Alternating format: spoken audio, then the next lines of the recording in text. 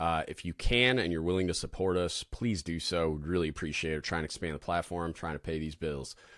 You can go to dgutspodcast.com. That's Don't Give Up the Ship apparel, some naval pride and heritage gear you'll actually wear in public. Get shirts, hoodies, shower shoes, drawstring bags, all kinds of cool stuff. Dope stickers like these. You can get logo stickers. We got the Enlisted Deviant stuff, all kinds of cool stuff. More to come. Working on lots of designs all the time. We also have the podcast challenge coin, just came out. I'm really proud of that. And then if you also are willing to and able to, please go to patreon.com/dgutspodcast. A lot of really cool benefits, tiers, all kinds of cool stuff to try to drive support for the financial side of the platform. There's demands on all of the things that I want to do to expand, cost money, all the services and subscriptions and all those things. And I am trying to turn this thing into a business and a job so that I can do that and devote all my time to providing more content, services, whatever I can do that helps you out. So if you're willing and able, please go to dgutspodcast.com. You can also go to patreon.com/dgutspodcast and become a member today. What's up, everybody? Welcome back to another episode of Don't Give Up the Ship Podcast, episode 120. Getting up there. Today I'm talking to Ellison. He's been on before. I've been on his podcast before. He is of Only On The Midwatch Podcast fame and the owner and operator of Test Depth. Check him out at teamtestdepth.com, or you can find Only On The Midwatch Podcast anywhere you get podcasts. Great dude. Went down some leadership rabbit holes, talked about a bunch of stuff, mainly just discussion about leadership in the military. We get into like all kinds of different like little nooks and crannies, just talking about a bunch of different things. And then like you'll definitely see him again. We're definitely working closely with each other, trying to grow his presence, kind of targeting the submarine force and submarine veterans. And then, of course, mine in the leadership development realm, just trying to help each other out. So definitely recommend checking out his content. I had a great conversation with him, and I hope you enjoy this. Check it out. Man, let's just talk about, before we get into all the weeds, man, I just got to kind of say it's been awesome to be back and Hell yeah. And on my grind stuff, man.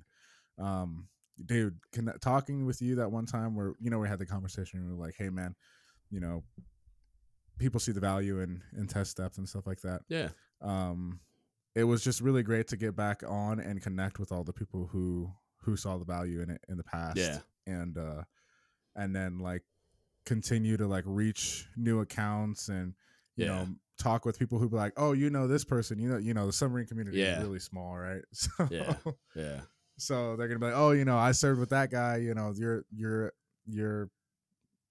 insert chief or your department head here. Yeah, like I was on. I remember when we were JOs together or something like that. Yeah. So it's just been a lot of cool stuff like that, man. And getting back. So I gotta say, you and I had a conversation that I think kind of reset my eyes back on my goal and my wish for what I wanted to do. So I just got to open up and start by saying thank you. I appreciate that. Hell yeah. Happy to, man. Happy to. Yeah, dude, there's a space for it. Like there just is. There's like, and I was going through a rough patch too, man, where it was like, I was questioning whether or not I was going to keep doing this or whether I like could keep doing it. Just cause I was a fucking mess and I needed to like figure out what was going on with me and like post-military life. Like, what am I going to do? Am I going to do this? Am I going to do like, go get a job? Am I going to go to school? And it was like, when I tried to go to school, that's when I started to like go off the rails a little bit with like, cause I went off meds and I went like I stopped therapy and all that thinking I was good and it would be fine. And looking back, it was a pretty brain dead decision just because of the transition and everything. but like, yeah, like getting back on meds was like, it was like a light switch. And it's funny because I hear a lot of people say they don't work for them. And it's like, I guess I'm just the lucky guy that like, I mean, there are some like not super pleasant side effects, but they're not like, they don't really affect my daily life that much. And the upside outweighs it by like 1,000,000x, like it's just like, I'm in such a better mood. I'm like sleeping better. I just want to do like, I'm just in a good headspace, and like I want to do the podcast stuff a lot, and I'm pumped about like I just published today like we're gonna do Thursday. You can drop in if you want. I'll send you the link and everything. We're doing the first like DGUTS and Friends thing on Discord, which was gonna just be like, dude, I saw that. I was hyped about that. It was gonna just be like a Patreon tier thing, but I don't have enough Patreon subscribers to like. I mean, I do, but they'd like all have to show up. Like I have like 9. And they're not all going to. Some of them are people, like a few of them are people that I know that are just supporting me because they like, you know, love me and whatever. Want to support. But like I know they're not all going to show up. So I was just like, I'm just going to open the channel up to everybody. And then the Navy Discord was cool enough to publish it as well there because there's a way bigger audience there. So now a ton of those people have come into my like server thing. Nice. And so I think there'll be a way better group. And then I invited, so now you, Chief Bob will be sitting right next to me. He's here now in real life. He transferred here. And then, nice. Okay. So that'll be dope. And then I invited the Seas of Triumph host is going to be on with us. Christina D'Arienzo should be on with us. And Riley and Jesse I invited as well. So I don't know. I think Jesse's going to be there. Riley hadn't responded to me yet, but yeah, so it'll be a good group. And I don't know how it's going to go. I think... Because like initially my concept was I was going to publish it as a podcast too, but I think what I might do is just stream it on YouTube, and it is what it is. Because like I think it's going to get a little chaotic because there's going to be so many people in there, and so I'm not a streamer either, so like I've never done that, so it's going to be fun to like beta test this and see. Yeah, like, that sounds similar to like when I tried to do a collab with we did a collab with Sailors and Sticks. And it was a logistical nightmare figuring out how to stream live the both of us. Have people engage in the games that we were playing and the giveaways, and then also record it for a podcast. As well. It was. I'm not confident I can get a coherent podcast out of it, but like I'm hoping that I can, because right now I have it in the voice channel, so like everybody will be able to talk. Right. So that's why I'm worried, but like it didn't feel as cool if I like, and I might just do it differently the second time around. I was able to. Okay, I was thinking about like maybe I should do it in a text channel, and I'll just like me and Bob, and because I can invite a bunch of people into like a studio on here or whatever, and they could all talk, and then we could just all discuss the questions or whatever. But then I was like, that doesn't feel like. I want it more involved. I want like the people that come in the room to be able to directly interact with me and you and whoever shows up. So I was like, I think it'll be more fun that way. And then if I don't get a podcast out of it, it's whatever, you know, like it's, I'm fine with that. So I think what we ended up trying to do was, I mean, and do it how you're going to do it. But like, you know, as far as the recording for the track for the podcast, you just rip your audio from the video that you capture. And we ended up simultaneously Instagram living. But Instagram Living had the issue where it gives you a maximum amount of time. Maximum amount of time to live stream, which I don't know if YouTube Live does it. Like, say for example, you have a mobile. I'm pretty sure they don't, because I've watched a few creators that, I mean, they have like 4.5 hour streams that they just throw up unedited. It's just like, so I'm thinking that's probably how I'll do it, because I don't want to edit it really either. And so I think I'll try to just spend the next few days prepping for the YouTube live stream, and then I could do that. I think with OBS, where it'll just be like me and Bob live streaming, but the hitch is going to be how I get the audio from Discord to play through that or whatever. I don't. Right. It's going to be interesting. Yeah, the advent of the live stream on the app, the mobile app, was to be able to have people answer questions and engage to the live stream with everybody, right? So I was able to just capture it on the computer or whatever with all the participants via Discord, I think it was. And then that was just for video and audio purposes. And then the live stream. Yeah, we'll get into more nuts and bolts after, because I probably have some questions for you, but the listeners don't give a flying about they're like this. Like, this is like, anyway, skip. Yeah. Yeah, man. I've talked to some cool people, like I said, coming back, and thinking about, a lot of people asked about mental health, which is surprising. I feel like, because in the beginning when we first started our show, I felt like I was talking about mental health a lot. Perhaps those shows never aired. I'd have to go back and listen to our discography, if you will. But we're going to be talking about mental health a lot on our show as well, a lot more anyway. Some people made some requests for talking about mental health, and especially as it pertains to junior sailors. The reality of an operational boat and its constraints, and we talk about this kind of stuff until we're blue in the face, but the impact you have on your divisions that you leave behind, and then some guys that I've spoken to that are doing some great stuff out there in the community, in the veteran community, as well, being willing to talk about the kinds of things that they're doing. And in light of recent events, I felt Test Depth being that community for submariners that is asking for engagement and stuff, and to kind of create our own little slice of the pie here is great and all, but I want Test Depth to be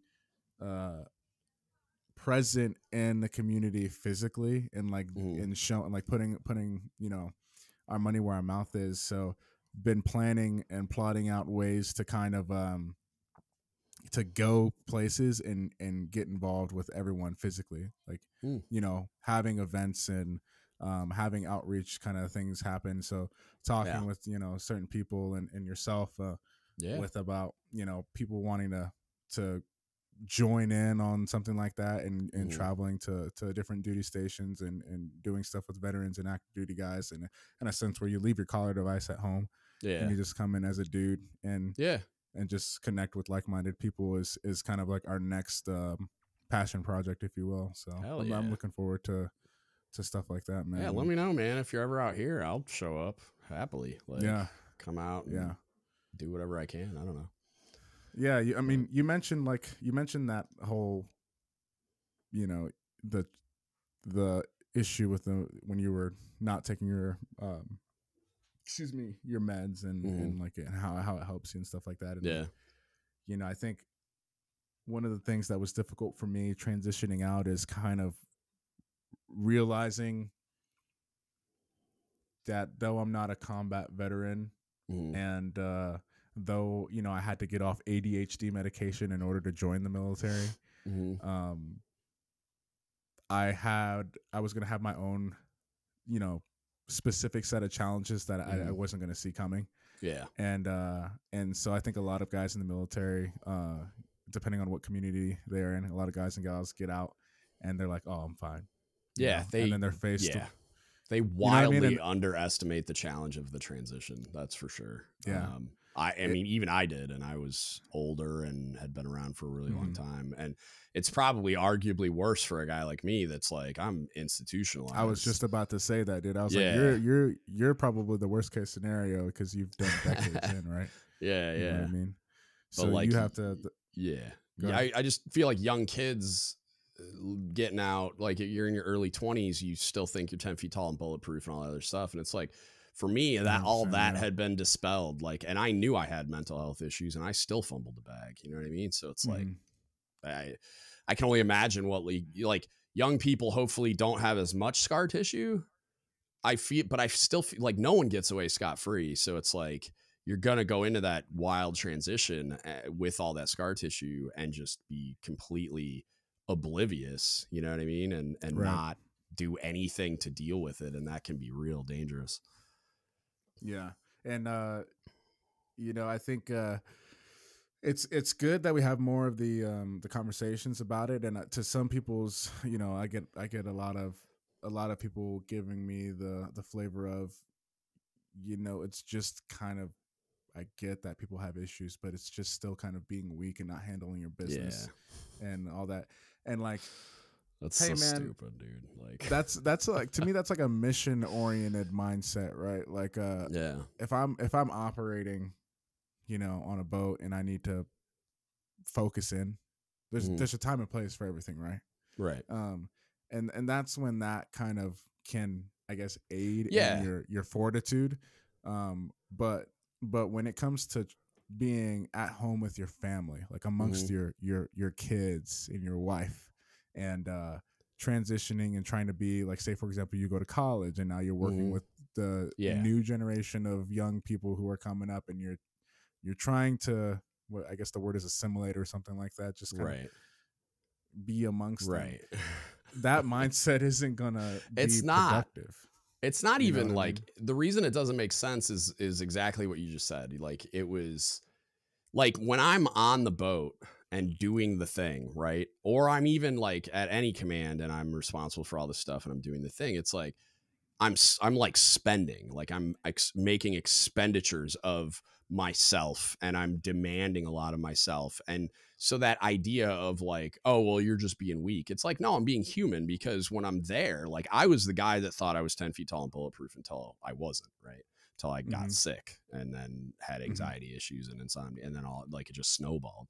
But it's like, I was doing that until the wheels fell off the wagon. Like, I thought I had broader shoulders than everybody else. I thought I was more resilient than everybody else. I thought I was just like mentally tough and all that crap that people think. And it wasn't that I looked at people as weak if they needed to seek mental health. I just thought I was built different.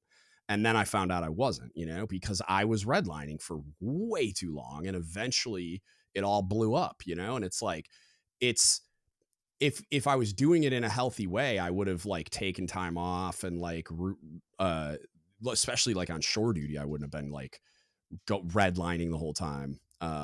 Right. Yeah. And like sought mental health treatment earlier and balanced myself out, hopefully recognized the issues that I had earlier and dealt with them and pushed back more and said no to things more and whatever. But it was like, I was assimilating into the culture that I was in, just like he said, right? Like the military culture. And so I thought the move was to just work harder than everyone else, and to even like plug gaps and pull other people's weight because I could. And it was like, I felt a responsibility to like fill leadership gaps when I saw them because I could. And it's like, how could I walk past that and not do anything?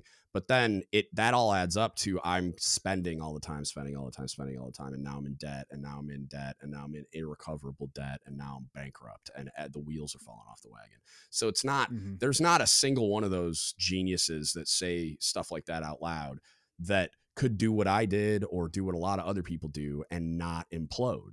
You know what I mean? It's like, it just, eventually it's going to happen, and it it's doesn't like, work that way. Yeah. It's, and there, but the sentiment of like, when you're there and you're doing the thing, that you need to like buckle down and focus in and do the damn thing.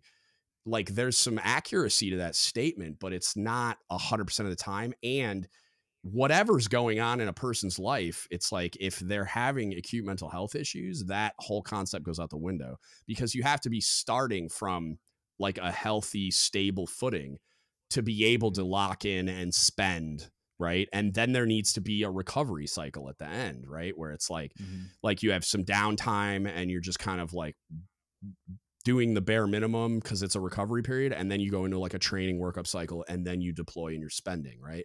That's what it should be. But you, like, all of us, like, we're just like, I seen this meme the other day where it was just like a picture of a guy where he joins the Navy, and then it was like I think it's like a possum, and it just goes, ah, and then like 4 years later, it's me like all burned out and stuff. And it's like that whole 4 years in the middle is all of us just white knuckling it, going, ah, and then like, and then it's over. And it's like, that's not what no one can do that and get away without like significant scar tissue, some battle scars. Yeah, if not completely fall apart before it's even over. You know what I mean? And that's that's not weakness. That's just the human condition.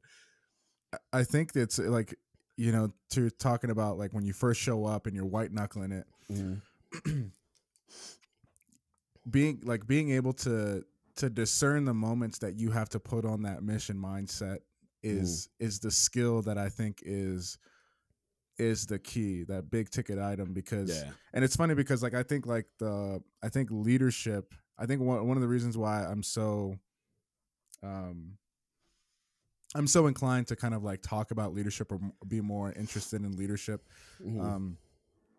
is because I think leadership is just another way of talking about the project that is you know. And that definitely has to do with your mental health. because, you know, you looking at the project that is you and deciding, you know, what things need to be cut out, what things need to be improved upon. All of those things play into affecting your overall mental health, and being able to understand when you should have that mission mindset, and when you need to when you should recognize, I'm not the man I need to be for my man or woman that I need to be for my family right now, or for my friend, or for my brother or sister, or for my shipmate. Like that is all, like, it's all wrapped up in one package. And it's like crazy because, like you said, if you're starting from debt, then all of that stuff is kind of half-assed when you start to try to, like, you know, employ it in your workspace. Man. It's dangerous. It's super dangerous. It's dangerous for the person, like, that's ignoring a mental health issue and letting it fester. Obviously, it's like it's dangerous to that person themselves, because you can go to a dark place and then you become suicidal, etc. Right? But when you're thinking about it just from like a military mission accomplishment perspective, like how dare you like purposefully ignore that kind of stuff? Because if you're not in a great space, like if you're not locked in and mission focused and everything else, like I need you to go get that help. Because if you're there when the fire breaks out and you're the person that's closest and you freak out and have a meltdown and don't do the thing that we need you to do in that moment, people are going to die. And so it's like, and I'm not putting the responsibility so much on that person. Like, it's like, oh, it's your fault that you didn't deal with your mental health issue. I'm just saying, like, us as an organization, or even us just having that mindset and trying to like give people a hard time or tell them that they're weak or any of that other ignorant stuff. It's like, no, like I want that person to be 100%, because I'm going to go underwater on a steel tube and I want to come back. You know what I mean? Well, so it's like, I don't want anyone that's compromised or starting from like a place like of a deficit, right? To then be that close to the going over the edge. Like, no, like I want you to be fully there. Let me share this story. I don't know if I shared it on even my show, so this might be a first. Hell yeah. A DGUTS exclusive. A DGUTS exclusive. Yeah, anyway. I don't have any cool graphics. I had an anxiety attack or a panic attack, whatever Doc called it, on deployment, and I didn't see it coming. Like, if you were telling me, hey, Parham, you're gonna fucking have an anxiety attack driving the boat, I'd be like, get the fuck out of here. Like, no, it's not gonna happen. You know, it's like a normal day.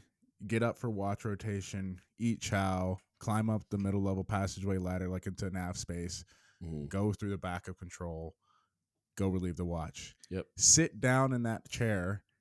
And as soon as I sit down, you know, people are relieving the watch. My, you know, ship's control party is relieving the watch, whatever. And I'm looking around, and it just like hits me out of nowhere. Heart starts beating fast. I kind of feel like my chest is tightening. This like, it feels like it feels like somebody is caving in my chest, or an elephant is standing on it all at the same time, whatever the case may be. I'm like super electric feeling, and I start getting tunnel vision. And I'm like, I'm like, yo, and I'm like saying like, yo, something's wrong. Something, like, what? And I'm like, something's wrong. And I'm like, don't know what the fuck's going on. I've never experienced this before. And they're give me, hey, what, you know, stop playing around. Like, is something really wrong? And I'm like, I don't fucking know. I don't know. And someone relieves me, and they're like, go see Doc. So I go see Doc, and I'm telling him, he's like, Parham, you just had a panic attack. And I was like, what? And so the reason I share that story is because in that time, I thought I was stone cold, in the sense that I would wake up at 3:30 every fucking morning, and I would go to the gym just so I could get in a good workout before work and be sure that I was an hour early, so I was never late. Because I was tired of people in my division being late. I wanted to set an example.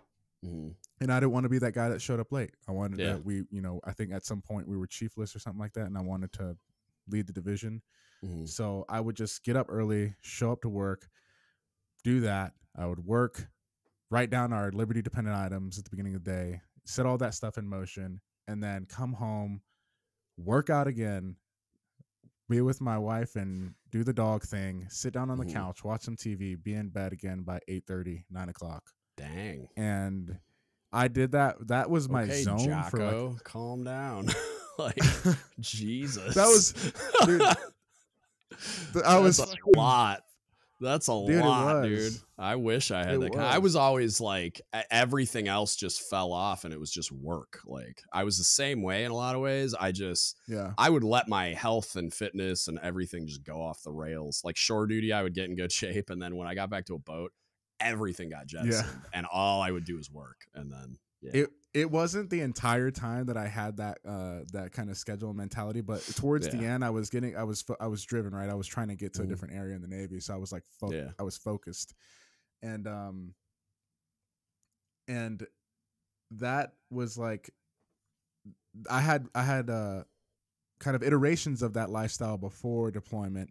When I would get focused, it'd be like a swell kind of thing. Like anyway, all that to say, I thought I was fucking stone cold, man. I thought like I would square away myself and do all these things and handle what I needed to handle, and that shit wouldn't happen to me. Like, it was there's pressure on the boat. Yeah, people talk shit about you. Yeah, you make some mistakes that you're embarrassed about and that you wish never fucking happened. But it was like I was locking it down, steel trap kind of thing. Like at the end of the day, I'm doing what I need to do, and I'm being that guy, right? Yeah. And then boom, that shit happened. Yeah. And then it like really was like a wake up moment to like, I might not be handling this pressure as good as I thought I was. Right. Yeah. And then I start to notice like the cracks, like, Armand Owens talks about, he references the what's it? The I can't remember. It's that Japanese term for like the cracks in a dish or something. Yeah, I know what you're talking about, but I don't know the word. Yeah, well, I'm starting to see all these kind of cracks, and I'm not being the best boyfriend at the time or fiance at the time, or husband that I thought I was being, because when I really opened my eyes, our relationship is not what she thought it would be. Yeah. You know what I mean? Dude, if I had met my wife, I'm getting a little bit real. So I apologize if that's too real. You're fine. No, dude, I talk openly about my mental health and all the other stuff. So it's like, if I had met my wife 10 years earlier, I bet you I'd be a CMC right now, because like, I say that because I never had anything to like put, like, I didn't have a mirror in front of me ever, like saying like where there's like an input and then a response for you and your girlfriend or fiance at the time. Right.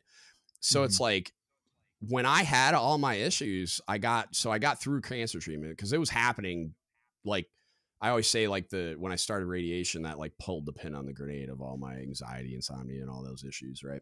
And then it got worse for some other reasons, but it's like, when that happened, it was like, I got a pass because I was going through cancer treatment. So like, of course I'm in a bad mood. Of course I'm irritable. Of course I'm not fun to be around.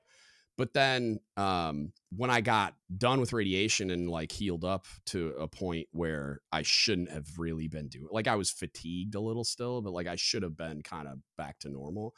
And I wasn't. I was still just a not fun person to be around, and snapping at my wife and snapping at everyone else. And I would get mad at everything, like stub my toe and put my head through the wall, like I couldn't, everything was pissing me off. Right. And she's the one that said, hey, you need to do something about this. And I was just like, I have this fear from like, not that like my previous marriage was a dumpster fire, that it was a toxic relationship I needed to get out of, but I just have it wired into me that like, I'm not going to let the military destroy my family life ever again. You know what I mean? Because that's kind of what happened. I mean, it's a long story. Yeah. So as soon as she said that, I was like, okay, went and talked to my IDC and went right into therapy. And then thank God I was in therapy when the other stuff happened, because that's when I got on meds and I was limbo for a while and whatever. But like, if a decade earlier I had been with my wife and she was like, hey, you need to do something about that, I would have. Yeah. And then I probably would have been a lot healthier and had a lot more ability to manage my stress and anxiety levels and all that crap. I probably would have more aggressively attacked my sleep apnea and all the other sleep issues that I have, and maybe have been like a much more healthy, happy, balanced out human and leader, so that when I got to that point and I'm at group and maybe I don't get cancer. I don't know. Like they can't tell you why, but like what are they called? The oncology people were like, dude, the only risk factor you have is just off the charts work-related stress.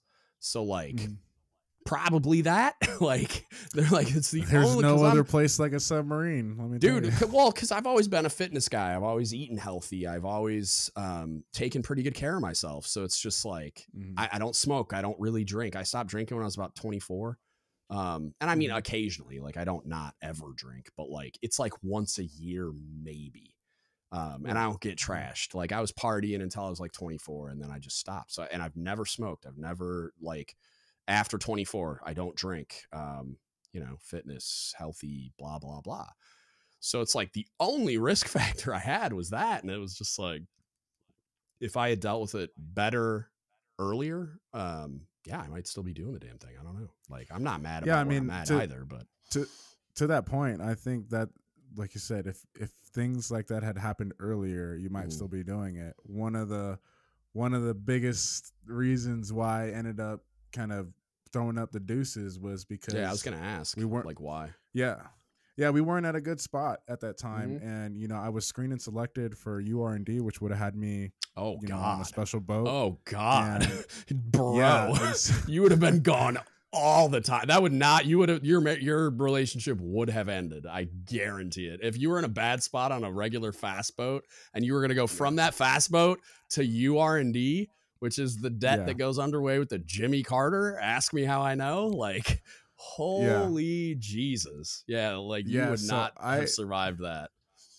Yeah, I got a contact when I was going through screening for NSW support, and he was like, "Hey, I got a contact at the place you said you were going. Do you want to just talk to him and see what you can find out about the job?" And I was like, "Yeah." So I did, and literally had the dude on speakerphone. We were standing in the kitchen. I'll never forget this, man. We were standing in the kitchen in our apartment in Ghent, in Norfolk, and I had him on the phone. I was like, "I know you can't tell me shit, man. But quality of life, what can we expect? We're excited about going to Washington. We're excited about that area." And he was like, "Bro, you're never going to see it. You won't be here, period." Yeah. And comms, there are no comms. Are you kidding Your me? wife could send you a family gram once in a while. End of list. Like exactly. And so I was like, we looked at each other, and it was just like one of those things like, nah. It was like we had that shared look. We didn't have to say the words. It's like if I do this, we're done. Yeah. And so, to the whole point of like your mental health and being able to discern the appropriate times to put on that game face, like that's something that I think isn't talked about enough with junior sailors to the point that the guy that I was talking to earlier on Test That Page I served with, he was talking about, let's talk about junior sailors more in mental health. And I was like, 100%, we should absolutely talk about that, because like your whole thing is like, where are we getting why is leadership such an afterthought to where it's like an unfixable problem? Why is that whole package, leadership, mental health, just kind of being an overall productive, healthy person, such an afterthought to where you're not even talking about it where you should be at your most junior level. And that helps set up your guys to be more efficient and productive as they progress through the ranks, I think. What's interesting is nowadays they kind of are. There's the Warrior Toughness program is something that they came up with, and it starts at boot camp, and it teaches them tools to deal with those stressful moments, and to recognize when they need to like vent to a friend, or they give them like all these other tools too, because basically the program, and don't quote me on this, like I'm remembering it from a while back when I like watched the videos and read the source material, but like it's like it was a special operator master chief, so like a SEAL master chief, chaplain, and I want to say like a psychologist. That might be it. I think it was those three primarily that developed the program, and it was trying to build the actual operational toughness from the SEALs point of view, right? Having gone through like probably the most unimaginable stress that you can if you haven't actually done it in the military, both in training and in real life career moments, right? And then you have like the mental health aspect, and then this like spiritual aspect. So they were teaching them these like tools for coping with the stress and doing it productively and recognizing when they're having a problem and helping them deal with, just like what they're gonna encounter in the military, right? It's hard everywhere. But then what frustrates me the most though is I don't think there is like, I think that's a good thing, right? Like I think that giving them those tools is super valuable, but what I don't think can happen is there's no amount of tools or mental health resources in general, like a capacity at mental health via providers and everything else. I don't think there's a volume of those resources that can outpace the acute mental health issues we have until leadership gets fixed. Because everything we do, if leadership was perfect, everything we do in the military would still be super hard and super stressful. So like you're already operating at this really high level of stress, and it's already extremely demanding. And then when you layer on top of that, somebody actively annihilating your sense of belonging and self-worth and everything else because they're horrifically bad at leading people and understanding people's needs and meeting them, then that's where you get just this exponential, like just this leadership incompetence mushroom cloud where it's like you're just never going to be able to outpace that with any form of mental health resources. And so that's what kills me the most is like, you need to address that first. And it's not just going to fix mental health. It's going to fix all kinds of stuff. Like it's going to fix like your retention and recruiting issue. It's going to fix military sexual trauma and sexual harassment and sexual assault and all these other things. Right. And they're never going to go away, but they're not going to be these just like epidemics where it's like they're outpacing. You're going to be far better off than you are now. Sure. They're going to be infinitely more manageable by the mechanisms we have in place to manage them. And it's like they shrug their shoulders and wonder why suicide rates go up, and they're probably just like bewildered at the recruitment and retention numbers right now. And it's like, but then you go on Reddit, or you listen to a guy like me or you, or you go on some other platform like Discord and you ask the question, you'll get 100 answers that are in the same vein. And like, we're all on the same page. Like, we know why. How do you not know why? Like, are you not listening? Are you not paying attention? Like, what are you not asking us? Are you in? Right. Yeah. Like, I'll never understand, man. Like, and that's like, they're making productive steps and they're creating tools that are valuable, but when you add it all up, like at the end of the equation, it just never balances, man. Like it's never gonna balance until they fix leadership. And there doesn't seem to be an enormous appetite to do that. I am encouraged by the NLEC ELD stuff. I think we can do a lot more, but like we don't even know the impact NLEC ELD is going to make yet because they're not being leveraged. Like we don't have the throughput right now. And they're another productive step is making it mandatory but when they make it mandatory and link it to advancement, and we exist in this quota driven system, and especially when we're having issues with recruitment and retention, it's like the quota driven system is going to win every time. Somebody's got to go to C in that position. So they're going to promote people no matter what. So if we don't have enough throughput in the school, they're just going to waive the requirement because we have to promote people. And it's like, I saw this unfold in real time at the Chiefs board when I was there for a different reason. Like we had made this qual mandatory. Like it was back in like 2018, I think we established this leading culinary specialist and leading logistics specialist qualification, and you get an NEC. You have to like do a bunch of stuff, and then you had to go do a board with your ISIC. So it was like they were trying, and the reason they were doing this is because guys like me were going out and doing SMIs on boats, and they all were doing horrifically not all, but like pretty much all. Like the trend was horrific. There were outliers, but they were few and far between. And there were more outliers than there were people just like operating at like slightly above average. That was what was bizarre about it. The average was below the minimum required standard, and then you had outliers that were doing a really good job. It was bizarre.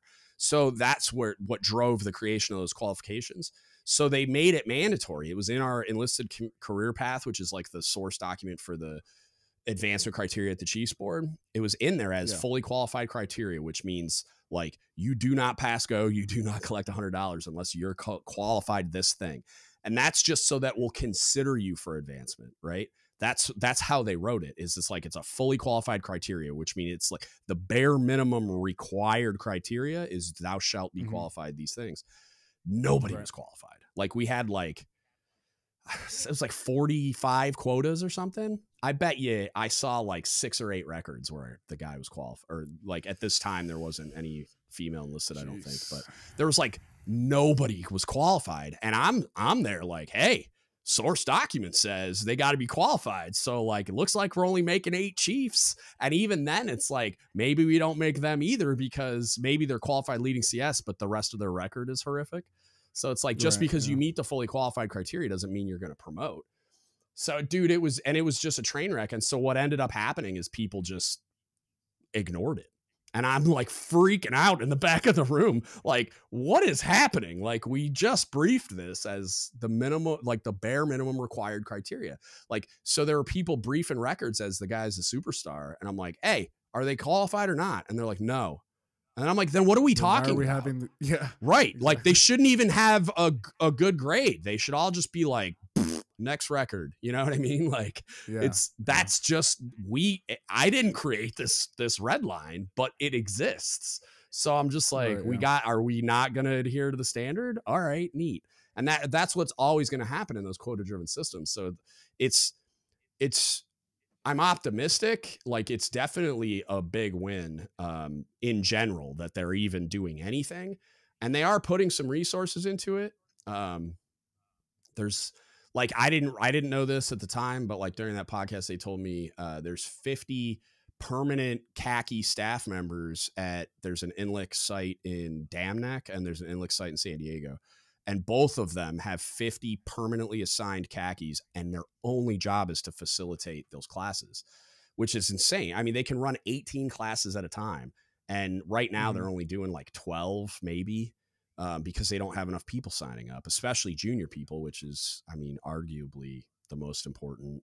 I mean, you could go back and forth about that for different reasons, but yeah, it's like they're trying. I don't love the way that they rolled it out, and you know, the pandemic being like COVID kind of ate it no matter what, but I like, because I wish there was a lot more online resources. They're trying to do most of it in real life, which I applaud, but the way that they're doing it is like, you either have to go to those 2 places or you have to have locally qualified facilitators that have primary duties that have nothing to do with this, and collateral duties that have nothing to do with this, and other demands on their time that have nothing to do with this. They stand. Do they have to be?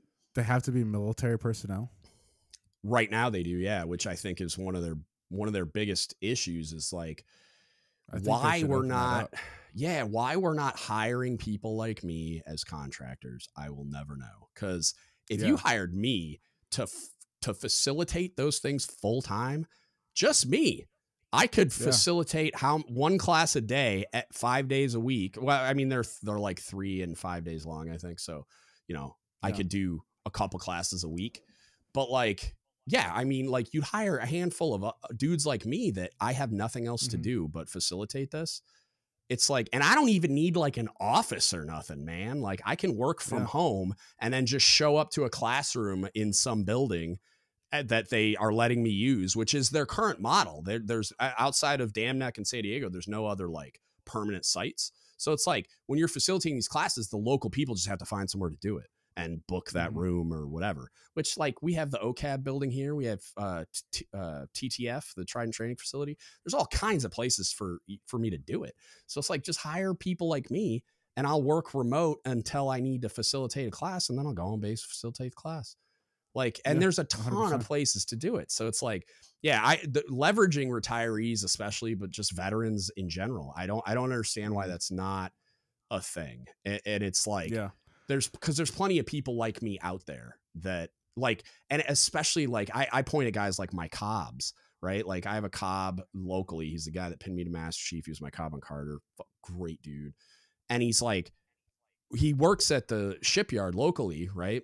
But it's like, if you gave him the opportunity to access sailors and mentor them and teach them leadership, like he'd probably take a pay cut. Like that dude, not only is he like a ridiculously valuable resource for his level of knowledge and experience, but also like he loves it.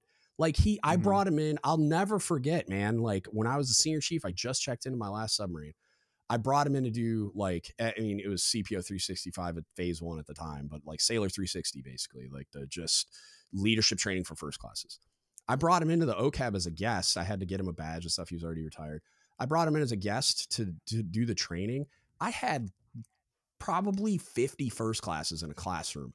Every one of them was just riveted. Like even me, man, I get on the edge of my seat listening to the dude talk. And it's like, he got done. And these first classes were just like over the moon, super grateful, shaking his hand, doing all this stuff, talking to him a little bit afterwards. Then we were done. When I was walking him out of the building, which takes 30 seconds, he probably thanked me half a dozen times. He was so pumped to have had that access to sailors and be Cobb again, basically. And like, just get to do that type of leadership development. Well, man, he was, he was over the moon. The thing about that is too, is like, I was talking to some people about like the issues with, the worst case scenario that happened to an active duty service member or veteran. And it's like, the reaction, let's do a brief, guys. Let's do a stand down. Let's make a mental health playbook. And it's like, your guys get shut down because it immediately comes top down, right? It immediately comes from a guy in uniform that is in charge of my quality of life or my liberty, telling me what I need to know about how to not be sad. Yeah. And I'm my ears are off now, right? Yeah, like 100%. As soon as I smell that it's coming, my ears turn off. I shut down. I'm not receptive. But your guys can still take care of your guys in the form of that gentleman and other veterans, retirees. And like you said, most of us are willing to and want to be. And it's like the advent of like, I'm not wearing a uniform anymore. Right. I know what it was like. And I care about you. I want to help you. So utilize the people that are out there willing to help. And also, like I started the podcast without video and without my face and name on it. And one of the primary reasons was a fear of like immediately losing all credibility if the people I was targeting were able to attribute my motivation for doing it to anything besides me trying to help them. And so like that's why one of the biggest reasons why I just kept it completely sanitized of like any identifying stuff. And it's not like you couldn't have fleet temp stocked me and figured it out. It was just, I made it so it couldn't be a look at me project. And I think the idea of hiring retirees and veterans is like, it works for that reason too, because like me coming into that environment and facilitating one of those classes, like, why am I doing it? Like, yeah, I'll be getting paid to do it, but also like, it's not, you can't attribute it to like, oh, this dude's just doing this for an eval bullet. You know what I mean? Like there's a lot of, if you're paying attention at all as like a first class that's board eligible, the Navy through precepts encourages participation in all these organizations and trainings and whatever, as part of like your promotion criteria. They want to see on your eval. Like I just did a record review right before we started this, and I'm going through and I'm looking for like first class Petty Officer Association involvement because that's on the ECP. That's something they're looking for, right? Sailor 360 involvement, and not just like showing up, like helping facilitate or coordinate or leading the training or whatever. And so the people on the receiving end of that, if they're paying attention, can then flip that and be like, oh, you're just doing this because in the ECP and the precepts and whatever, and you just want the eval bullet. Where a guy like you and I going in and facilitating a class, it's like, what other reason would I be doing this other than you think I can't make more money elsewhere? Like, right. You think I can't, you think I don't have other things I could be doing with my time? Like, yeah, I'm doing this because the only thing we got going for us. Yeah. Like, I'm doing this because I genuinely care about you and I want to help you. And I like, it makes it, that's like another benefit of it is like, you strip away all that crap. And like, yeah, I'm a retired Master Chief, but I can't like tell you how to live your life or like call your command and be like, this guy did. Yeah, I guess I could, but like, who would take me seriously? I would hang up on me if I was still on active duty. Just be like, dude, bro, shut up. Go back to the Navy Times comment section. Like, get out of here. Like, one of the things that like gets me, man, is we had a tough go. You know, you taking any operational sub, and I'm sure it's the same for a ship, but you take any operational vessel out there and you fucking slam them into the dry dock. They just come off a deployment. You slam them in there. They're going from 9,000 RPM to all stop. Yep. And it starts to erode that crew. And especially because it happens all the time, shipyards don't pan out. Like, the availabilities don't pan out how they're supposed to pan out. Yeah. One of the things that gets me every time is watching these like close guys that just got done doing God's work together. Yeah. Start to exhibit problems that you're like, dude, how what you're drinking a handle every night? Yeah. A handle every night? You removed their sense of purpose. You know what I mean? Yeah, like and they don't have any, on top of removing the sense of purpose, there's no healthy coping mechanisms installed in these people at all. You had dudes there that just start kind of, you just know that they were not that way before, Yeah. You start to be like, this isn't you. Like, how the heck can I help? And you start to mention things like, hey, I'm here for you, brother. Like, let's go do this. Yeah. Nah, the drive is gone. Like, nah, I don't. I'm just gonna go to the barracks room or whatever. And it's like, to me, all of that is like, that's why this stuff with the mental health issues and the suicide stuff, it's like, that's why it kind of hits me, because I'm like, and I know everybody out there in the fleet, it can attest to something that sounds similar, right? You recognize that in one of your shipmates where you've been like, this guy needs this guy or gal needs some help, and I don't know how to help him. But yeah, to a point you were making earlier, like, look, it's the guys like us that have gone through it. We know we recognize it. We know what it's like, and it can come from a place that's not a uniform. Just like to that point earlier, is anytime that happens and they go top down, let's have a stand down, let's have a brief. Here's how you recognize it. This is what's it's like, no, bro, don't have it come from there and expect like good results, because it's not how it plans out. Right. I'm not going to listen to that person. I'm not going to listen to that, especially if the leadership is fucked. Especially because not every command is built the same, right? Like critiques and stuff. Like the idea behind a critique is great. Like, the execution is horrific, and it's because of the people executing it. Like, the whole room just filled up with incompetent leadership trying to figure out what went wrong, pull the lesson. Like, they're in there to do a bunch of productive things. Like, if you listen to, because I used to hear about how horrific critiques were, and I was never at any of them, but then I started going to them for other reasons, like ship's control. Like, I was in control all the time, stand and dive. So if something went wrong and I was on watch or whatever, I'd have to go in there.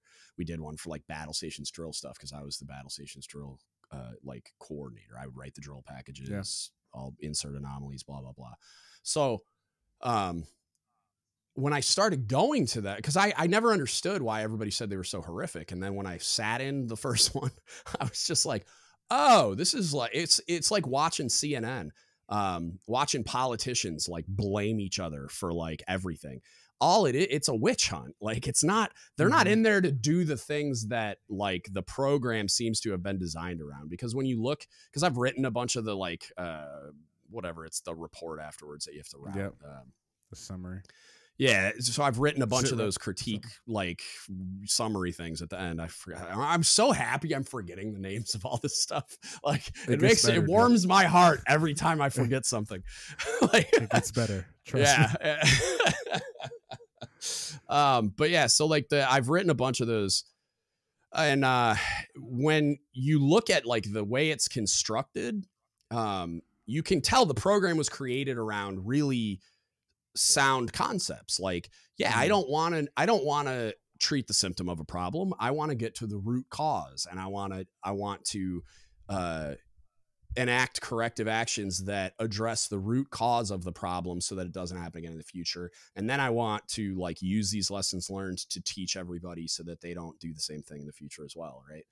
And, what actually happens in those things most of the time, and granted, this is my own experience, but I also hear this from a lot of other people, is you go in there and it's just like, all right, who are we blaming? You know, like they don't say it that way, but that's in effect what is happening, is like, whose fault is it? And what like onerous administrative corrective action that's not actually going to fix anything. It's just punishment with another name. Yeah. Like, what are we going to put on that person that is to blame? And it can't possibly be leadership. Like, it can't be the CO. It can't be, you know, the XO or the officer of the deck or who, you know what I mean? Like, it can't be the people in charge. Pulled to a person instead of a instead of an issue or a concept or anything like that. Yeah. Yeah, like we had an issue where somehow underneath the BCP on Ohio class submarines, there's a switch for the fairing hydraulics for the one of the periscopes. I mean, they're probably both down there, or maybe it was the switch was for both of them. I don't remember, but somehow somebody had put their foot in the wrong place, and there was no like really great protective thing in front of it, and manipulated a switch they weren't supposed to. So I think we were coming up to PD. Scope goes up and it's like cavitating and making horrific noises and stuff because we hadn't slowed down enough. There's no fairing to like push the water. Like, so it was like, it was real sketchy. Yeah. You just sent my brain in a whole bunch of different possibilities. Bro, it was scary. Like, and so like you lose a periscope, it's like, it's bad for lots of reasons. And so the CO comes into control, starts freaking out, has no idea what's actually going on. And in his uninformed stupor, as his career is flashing before his eyes, he has them cycle the scope a bunch of times, and like, doesn't understand what's going on. But he had somebody cycle the scope a bunch of times, and probably did more damage to the scope by doing that and not asking any questions. I think I was the dive at the time. I was in control, I know that, and my LSC was the chief of the watch. So he got relieved from watch standing because the CO warped the whole situation before any like fact finding, before we even knew why the fairing didn't go up. It was this dude's fault because like when you're standing there, like we don't have control of the scope, a big hydraulic ring, right? Like, so the scope operator is the one making it go up and down. But we announce like number 2 scope coming up, and we're watching the indication. It's intermediate, and then when it's fully raised, number 2 scope or number 1 scope's fully raised, right? Yeah. So it's just monitoring and letting them know that the indication says what it's supposed to, right? And there's reasons, right? Like, I need to know it's fully raised or not, and because and so then they got into this weird like they were arguing about the vernacular used and what does the book say and all this other stuff, because they were trying to argue that the indication like somehow tells us that the scope and the fairing both, like it tells us the positions of both, and it doesn't. It just says it's labeled number 2 scope, and it has lowered, intermediate, and up. Yeah. And so I'm just like, so they're trying to make the argument that because like they were asking him like, well, did it say fully raised? And he was like, I don't know. Like, I think so. I don't like, and did you make, I don't remember every report I make during an 8-hour watch. Like, and you do that a bunch. Like, we went to PD like twice during that watch. So I'm like, dude, I don't know. And so, but he like rolled it all up and hung it around his neck and like removed him from watch standing, made him do an upgrade, all this other stuff. And they're like, we're going to talk about how you came into control, didn't ask any questions, and cycled the scope a bunch of times. Yeah, like, we're going to talk about that. Take the con, sir. Yeah. And then, when they found out what it was, and it was somebody accidentally manipulated a switch. And then we fabricated a plexiglass cover for it, and problem solved. So really all it had to be was like, well, what happened? Oh, the switch got manipulated by accident. All right, let's make a plexiglass cover for that. When you say switch, are you talking about the hydraulic valve? No, it was like, those like metal switches that they're spring loaded. You have to like pull them out and down or whatever. It was one of those. There was this on Ohio class submarines under the BCP. There's this big, huge panel. I mean, there's like 50 of those things on there for a million different things. But I guess it was the hydraulics to the fairing. I don't know. I don't remember if that's exact. Maybe it was like a circuit that actuated the hydraulics. That would probably make more sense. It wasn't a valve, like a proper valve. Right. It was just like one of those little spring loaded switches. But yeah, it was like the whole thing was just like a witch hunt. And I'm just like, dude, like, why? Like, why are we even? And the whole time, like, even our Cobb and XO were just like, looking at the CO with skeptical hippo eyes, like, dude, like you did a bunch of stuff wrong. So it was interesting to watch the critique unfold, because the Cobb and the XO kind of kept like very subtly and diplomatically pushing back against what the CO was saying, because he wanted to hang this guy. And it was just like, for what?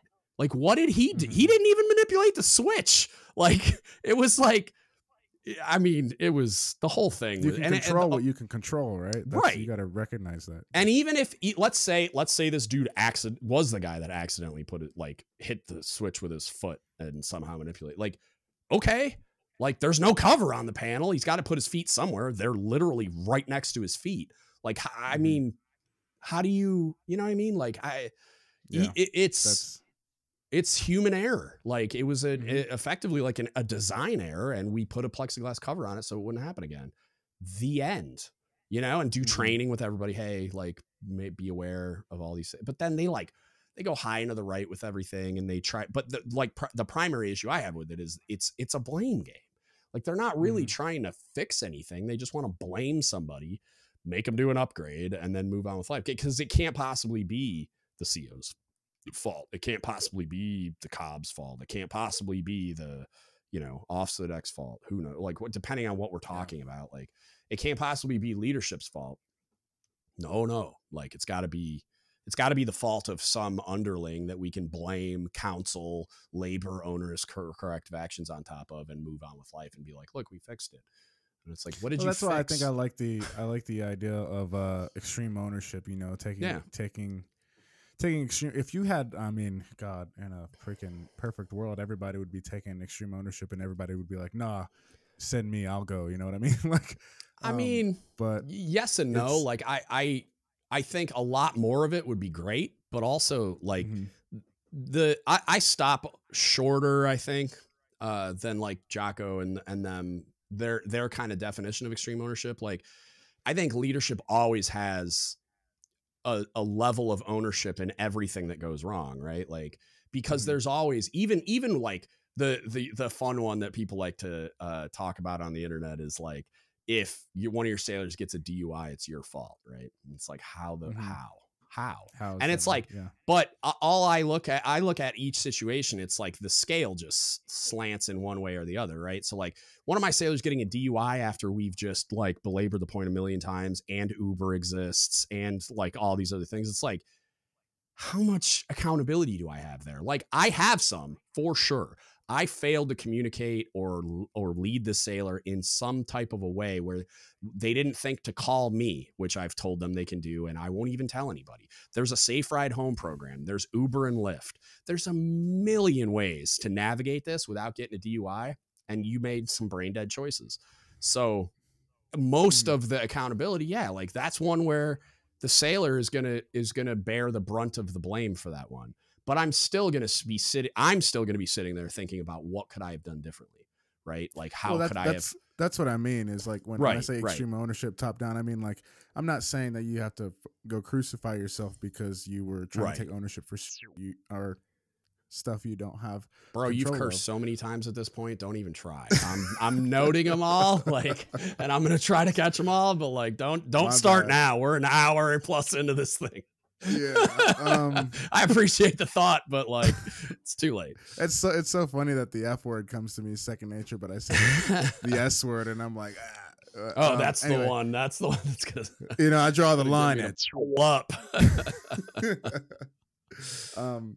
No, it's like stuff that you can't control. But like with extreme ownership, I think that just thinking to yourself, it's like, for me, it's more of like that. Ingrain your second nature to not be the blame game, the blame game, but ingrain in your second nature to take accountability. Like, what part of this did I have to play? You know what I mean? That should be the that first you can't question. Control everything. Yeah, that should be the first question you ask as a leader when something goes wrong. Right. Is like, what role did I play in this? It's almost like you're leading up to any accountability. Like, the first thing you got to ask, like, it's like you got to disqualify all these other things. Like, what could I have done, if anything, to prevent this from happening? And so, like, were they fully trained and qualified? Did they know that this could go this way? Was there some type of fail safe that wasn't in place, or like some type of redundancy we did? Yeah. Like, there's all these things you got to like work through as a leader. And it's like, and even if you successfully navigate all of like the objective criteria, there's still the subjective, like, I still could have been better, and maybe there's something that I could have done. Maybe I didn't have the tool yet. And that's something that is on me, and I need to work on myself so that next time I have that tool to avoid this, like, then I can like develop that sailor in that way. And then this thing doesn't happen. But then, like, if I've done all that and there's still, like, I get to the place of like, no, like I did everything, and they were qualified and they were trained and they were aware. Cause at some point people just make decisions that, like, I don't have mind control over them. So I can't live people's lives for them. Right. So eventually they're going to use their free will to make a decision, and there's going to be consequences to that decision. And if I've done my job the right way and as well as I possibly can, then that, like, extreme ownership from the leadership accountability perspective is going to be more of like a conceptual, like, damn, I wasn't perfect. What can I do to be better? Let me examine this. And exactly. I really wish I could have, like, cause I've had those conversations with people, like, kind of like, what did I do wrong? Like, with my juniors, like, hey, like, did I not prepare you for this situation? Did I not give you the tools to, and they feel like when you get validated when they respond, like, emotionally, like they let you down, because it's like, they're like, no, I just made a stupid decision. Like, I don't know. I had a moment of weakness. I made a brain dead decision, and now I got to take accountability for it. But then what you see also, if you've done your job well, is they take extreme ownership of the fact that they made a mistake, and that they're going to own it, and they're going to be better. And then you see this really, what's the word I'm looking for? This very, like, counterintuitive type response, where instead of them being selfish and getting angry and resentful that they were held accountable, like you punished me and did all these things, they get, like, fired up about recovering and proving everybody wrong, and like just working their way back. And those are the ones that, like, I that's where I get excited about, like, oh, okay, like, this was just a mistake and you got held. And, like, a lot of times when those things unfold that way too, the accountability process isn't as severe, because you can, like, the people involved in those processes can tell when you have remorse, and can tell when you're being authentic and honest about, yeah, no, I screwed up, and I understand I screwed up, and I knew what the standard was, and I didn't meet it, and I'm ready for whatever accountability comes, and to work my way. I had blah, blah, blah. I had a junior sailor like that. Really junior guy, like a not qualified, and those, trying to be the, I mean, I can't really take my brain back to that time to tell you exactly every detail of how I failed or was successful as a leader, but as a second class, trying to make sure you were that still this guy figuring it out too, right. But I got, I always felt so somewhat powerless, man. I was sitting there, like, trying to show everyone genuinely that I cared about getting getting ourselves as junior sailors where we needed to go and looking out after our non-quals, just making like associations to, because first classes had their thing, and and second classes I think kind of had a thing, but no one really did it. And then I was like, okay, I want us to embrace each other all as this giant body, so we can all have a buy-in on, we have a great triad. Let's all have a buy-in on what they're sipping on. You know what I mean? Like, let's get this mentality, this mindset. Let's all get on the same page. But man, I felt at loss sometimes, because you were talking about people are going to, have those moments where they just kind of make a bad call. And you ask them, hey man, like I remember asking these guys, like, I remember one dude, I was like taking him home one time because he didn't have a ride. I think I had to go get him because he didn't show up on time. No one knew where he was. It was like 9 a.m. at this point. And no one's heard from him. Yeah. So then I just end up going to his house, and he's like, oh, my wife or fiance, is his wife, of like a month or so, early 20s guys, wife of a month or so, had like taken the Camaro, and I don't know where she is, and she's absconded to somewhere else. Who knows, right? Like, and I'm like, okay, and I'm like, he was having some problems, kind of adapting from the very beginning, and I was like, could this be some of the issue that like you're having? And he's like, I mean, it's definitely stressful. He's like, but I don't think that it has anything to do with like my performance at work. And I'm like, well, maybe you say that, but I have a feeling that this is definitely going to affect your ability to recover well, like sleep. Yeah. You seem to not really know where you're staying, even though you have a place like military housing. You seem to not even know if you're staying in your own military housing, most nights, because of whatever family situation you got at home. Okay. And all these things, right? And when I asked him, he made a bad call one time, and I was like, it's like, was what I was trying to do for your quals and stuff, like, is that not how you want to be approached? Like, is there a better way to do it? He was like, nah, man. He like that. This was the most, like, I don't want to say frustrating, but it was like helpless response that I could receive. He was like, no, everything you're doing is fine and great, and I appreciate the help, man. And it was like, well, then why aren't you doing better? Yeah, then what, dude? Yeah. Like, what? How do we? And so that's always been kind of like my biggest like gripe with like trying to learn the whole leadership thing, is like, I asked some of my leadership on my boat one time. I was like, can you reach everybody? Like, because I feel like some people you just can't reach. You know what I mean? So I think everybody can be reached. They might not be reachable by you, though, and that's the frustrating thing. That, like, because my goal was always to reach everyone too, and I wanted to like be at like the best leader for everyone that I could be and everything. But like, I've had a bunch of situations where I just wasn't the right person for the job, and I learned over time to start, like, I would start drawing on other resources that I had, like other leaders that I thought I started to recognize in people, like, situationally, like, I think you would deal better with this person instead of me, like, and as much as I want to be equipped to deal with every situation and every personality and meet every need, it's like, I'm not always going to be the best one to communicate a certain point. Like, but that's one of those things that gets lost in the, like the dogma of the Chiefs mess, right? Is like utilizing the network and all that crap where everybody like hears it, like leveraging the mess, and by our collective like resources, we can get anything done. And it's like, it gets lost in the eye rolling that comes as those types of things start to get said. But it's one of those things that's like very, very accurate and is not even a little bit exclusive to the mess.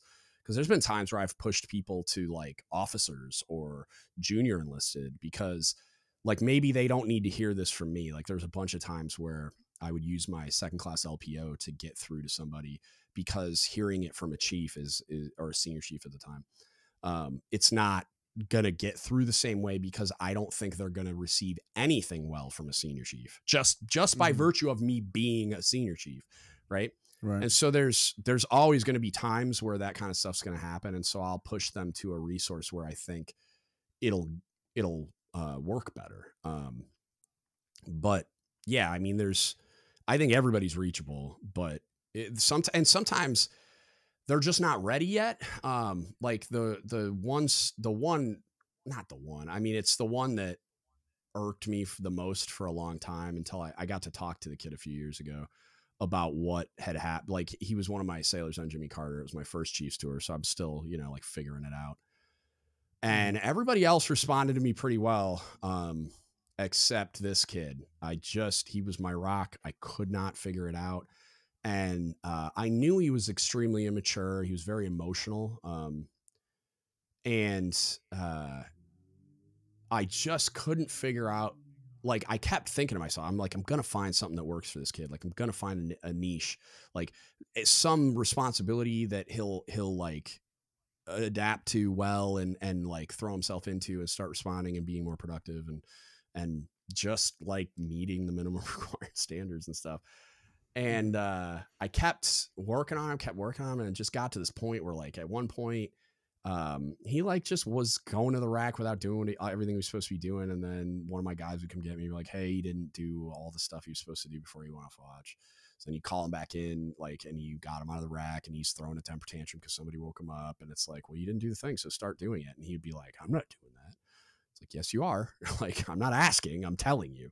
And he'd throw a temper tantrum. And it got to the point one day where something like that happened, and he like basically tried to start a fight with me. And I was just like, at that point, I was so frustrated. I'm like, go ahead. I dare you. Like, I've been looking for a reason, bro. Like, go ahead. I was so frustrated at the same, like, day. Yeah, basically. And then once I realized that the conversation wasn't going to go anywhere, and he wasn't going to throw a punch, then I went and got my department chief and just let him deal with it, because it was going to end in a fist fight.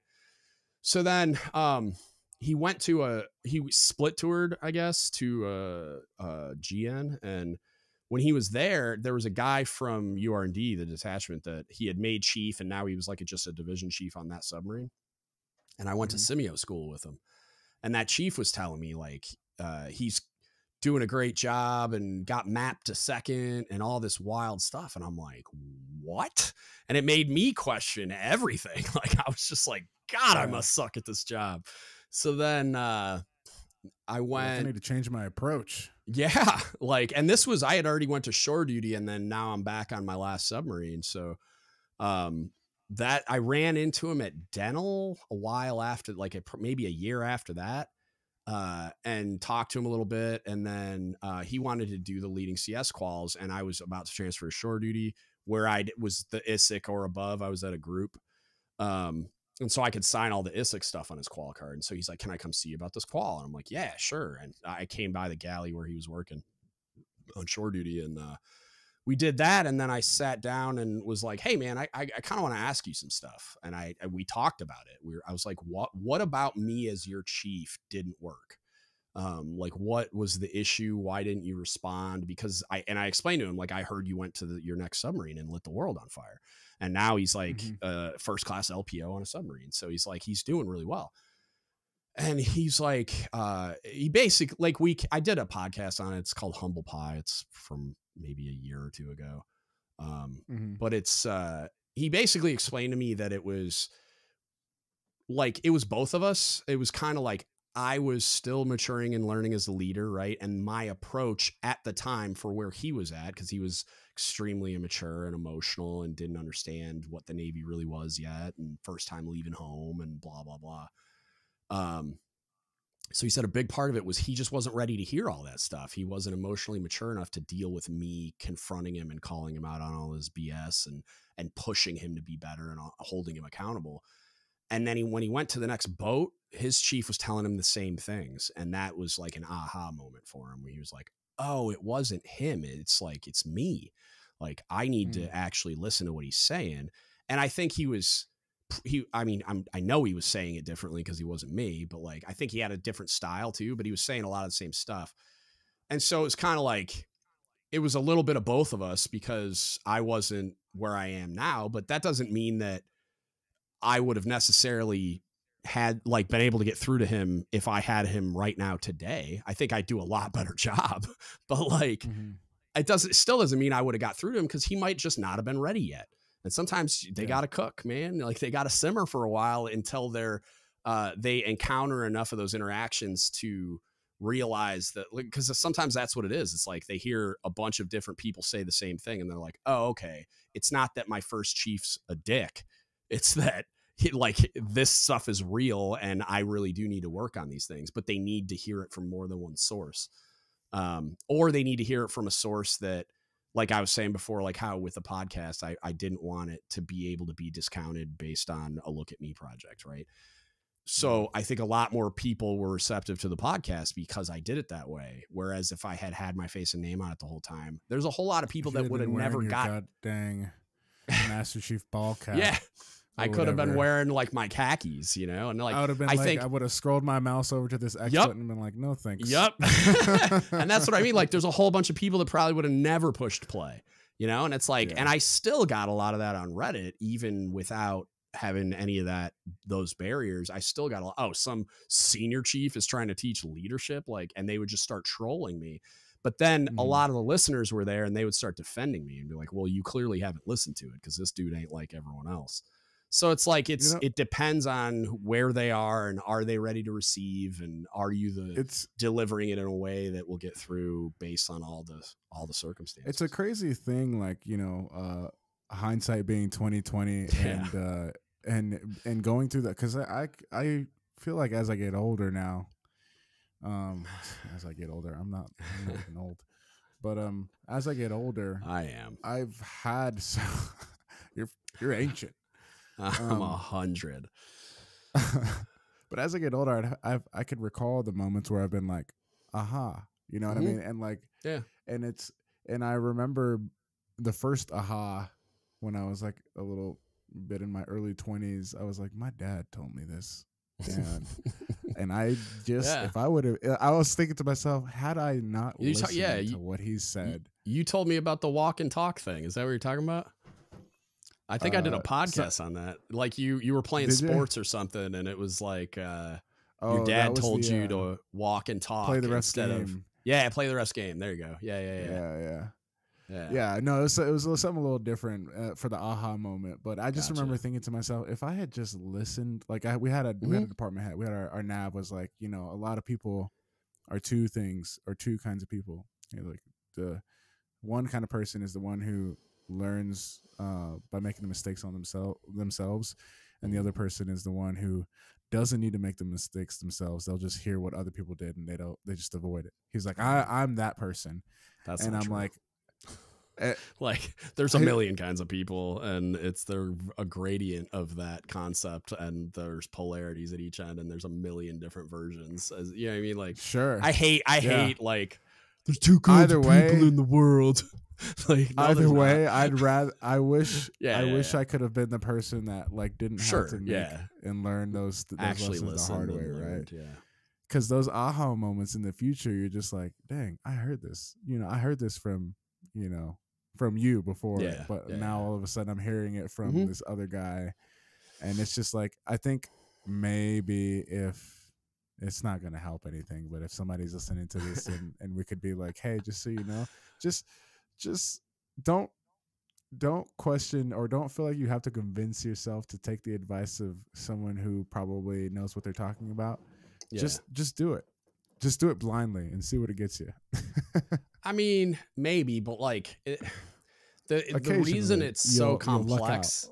Yeah, well, the reason it's so complex is like sometimes people need to be told something and then faceplant anyway by making the other choice and then being like, oh damn, they were right, and then it like galvanizes the lesson.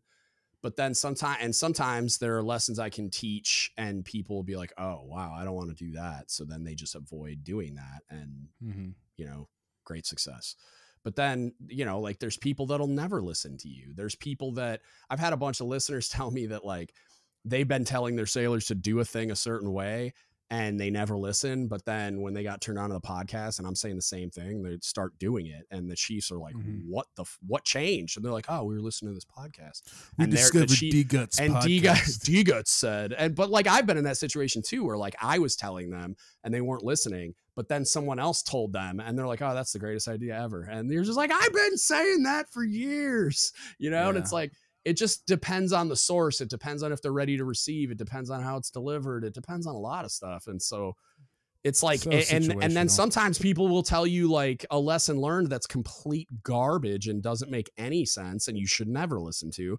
And if you do, you're going to face plant and have to learn that they were idiots by face planting. You know what I mean? So it's like, essentially, yeah. And then if you get burned that way, if you get burned that way, you're going to be less likely to listen to like guys like us that are like, don't do it, like, cause they're like, nah, I've seen this movie before. You know what I mean? Yeah. So it's like, it all depends. And that's why it's so hard to get people to listen. Cause like, I think that in itself is a prime example as to why leadership discussions should be more prevalent in the military, is because it's not a one size fits all. It's not a, hey, when you hit E3, you're at the prime stage to get this next lesson. No, it should be an ongoing conversation, and it should be high on the priority list for development, because you just never know when that lesson is going to land. Yeah, and that's why I wish there was a more robust system for like NLEC ELD is a great step in the right direction. And that's, I don't want to turn this into an NLEC ELD commercial, but it's like, it's been, no, it's fine. It's at the forefront of my mind because I just recorded that podcast, but it's, the way that they do it, they facilitate it, and it's not death by PowerPoint. It's not them talking at you. It's a conversation. And it's that, like, the reason why I think it resonates with people is because they get to have a voice in it. They get to share their story and perspective and be part of the discussion. And it's like a push and pull. It's not, it's a discourse. It's not like a one-way street like most training is. So it's more educational, less training. But what I wish there was more of is like a network, and it could be under the NLEC ELD umbrella. It could be under the Navy Community College umbrella. It could be under whatever, but like, I wish there was like a network of continuing education type stuff that was, so yes, you have these milestones where they have, it's like I think it's a beginner, intermediate, and advanced leadership courses for E6 and below. And then they have a CPO leadership course for chiefs. And I think they have to attend within like the first year or two that they're a chief. And then you have the Senior Enlisted Academy. So now you have like those milestone classroom setting leadership development, education points, right? Like where you're going to be in a room, you're going to have facilitated conversations, and you're going to learn these things, right? But I wish there was more besides just like putting out an optional CNO's reading list that may or may not have good material on it. I wish there was something that was curated by an educational institution, like NLEC ELD or the War College or Senior Enlisted Academy or whoever. That'd be amazing. Yeah. Somebody quarterbacks curating a reading list, podcast resources, any other type of like leadership development resources that can be done like on your own, self-paced. Like maybe there's like actual courses that you can do that are self-paced. Like there's a million ways to do it with continued education, right? Do it like somebody sneaking into your lab. Yeah. Madison's like giving me the weird voyeur look through this window over here. Hey, what up, Madison? Do it like you would a certification, right? Say, for example, you go and you called it something different. Does it still have a ladder? No, it's the same basic thing. They just call it an enlisted career path now. You'll hear ECP. Okay. It's the same thing. I think it still says ladder on it, but they just call it an ECP now. Somebody got a fit rep bullet and a promotion for changing the name and leaving it exactly the same. Yeah. So like do it like something like that where it's like you have a database full of, your ECP will show you, hey, in this database you have these certifications and stuff that you can get done to be able to progress to the next thing. But you should have continued education marks in these, but make the resources worthwhile. Because as soon as you say that, you're like, well, then I just have to death by PowerPoint, click through like my self-guided training. And not that. But no, make that infrastructure that it's focusing on worthwhile, right? Like really valuable. Well, and it's as simple as like if you created a like you said, facilitated. Like maybe it's an app, right? Like you create an app that's a gateway to a bunch of these resources. So like you have a bunch of podcasts, a bunch of YouTube stuff, a bunch of books, audiobooks, whatever. And then it's a gateway to all those things, but it also tracks your engagement with them so that you could say like, I have this many continuing education credits. Right.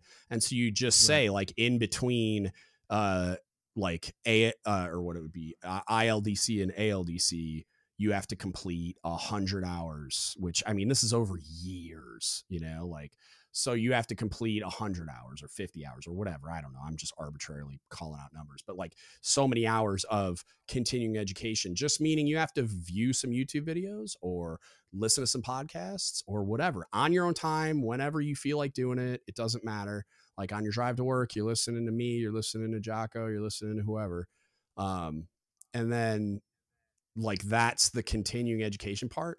And like, maybe insert some like, some type of like maybe Discord or Reddit style interactive feedback mechanism where they could like, periodically just jump in there. And I think like a Reddit style would probably be the best because it's like thread based and it's passive. Go in there, do it whenever you want. Like where you're going in and discussing with the people that are at that stage. Like, hey, so I listened to this today. This is what I got out of it, blah, blah, blah. You know what I mean?